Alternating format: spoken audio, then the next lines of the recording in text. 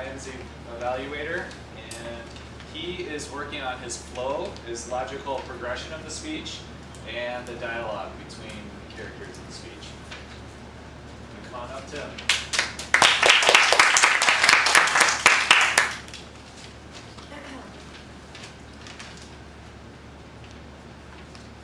When I first came to Toastmasters and sat there in the Toastmasters meeting, I was curious. I'd heard a lot about Toastmasters. My company had sent out some stuff about Toastmasters. I was finally there, right there at the meeting, and I just wanted to see what was happening.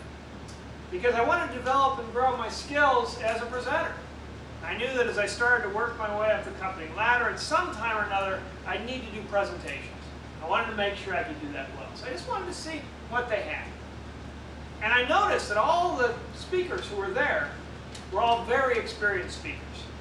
They all mentioned they had Project 9 or Project 10, inspire your audience, swayed with power, those type of speakers. And they were good speakers. They were really good. And I was impressed by what I saw, and I decided to join Toastmasters just based on what I saw there at the meeting. When I went to the second Toastmasters meeting, it wasn't the demo meeting, the big demo meeting they put on, but it was just a regular meeting, I noticed something else. I noticed that although there were those speakers who were doing the 9 and the 10 speeches were pretty good, the people who were just coming in weren't that good presenters. Some of them weren't that good at all. But over time, they kept going to meeting and doing speech after speech. They got better. They got better at the other end. And so Toastmasters was actually helping them become better presenters. And so I was focusing so much on speakers and presenting and presentations, I started to notice the presentations going on around me at work. And pretty much, no, all of them were bad. I mean, really bad. They went on, and there were people you just wanted to tackle to get off the stage, and Mr. Ah and Mr. Were always there, and it was just not good at all. But as these people were going through Toastmasters, when they finished up, if I ever saw them presenting, they were much better. They were much better than when they started. And that made for a better presenter.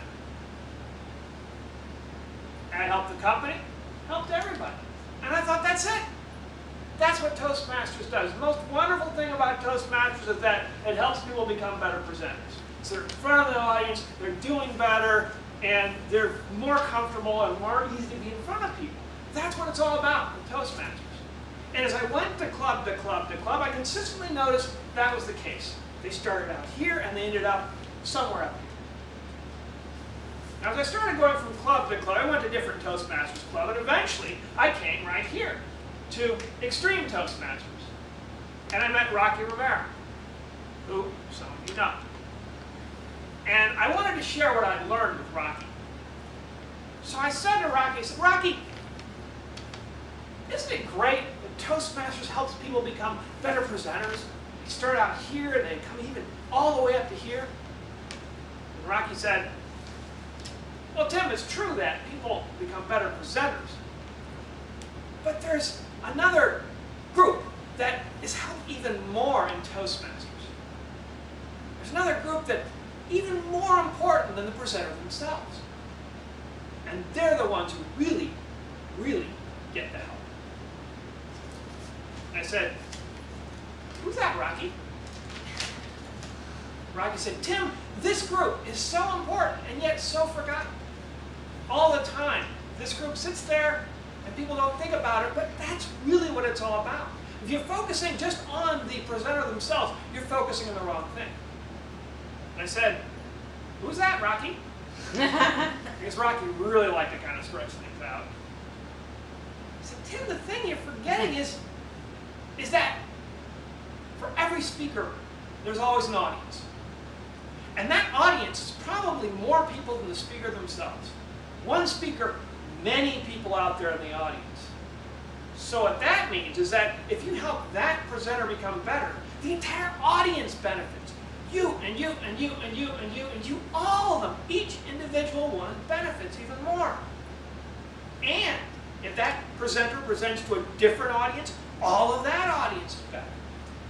Has a better experience, more enjoyable experience. So Toastmasters really helps the audience. I thought about that. Mark Twain said it a long time ago, a little shorter. He said, "It's a terrible death to be talked to death." I thought about that. There are all those audiences out there dying by degrees with really horrible speakers going on and on and on. But if people would just become a little better presenters, go through Toastmasters, build and develop their speaking skills, then that audience's life can be saved. Each one there can live just a little bit longer lifespan, as opposed to giving up so soon from some of the horrible business presentations that they have to labor through day after day after day. And I thought, I wanted to do that. I wanted to help not only just people become better presenters, but audiences have better experiences. And right there and right then, when I had talked to Rodney, I decided that's it. I know what I want to do. I want to become a savior of audiences' lives everywhere. Mr.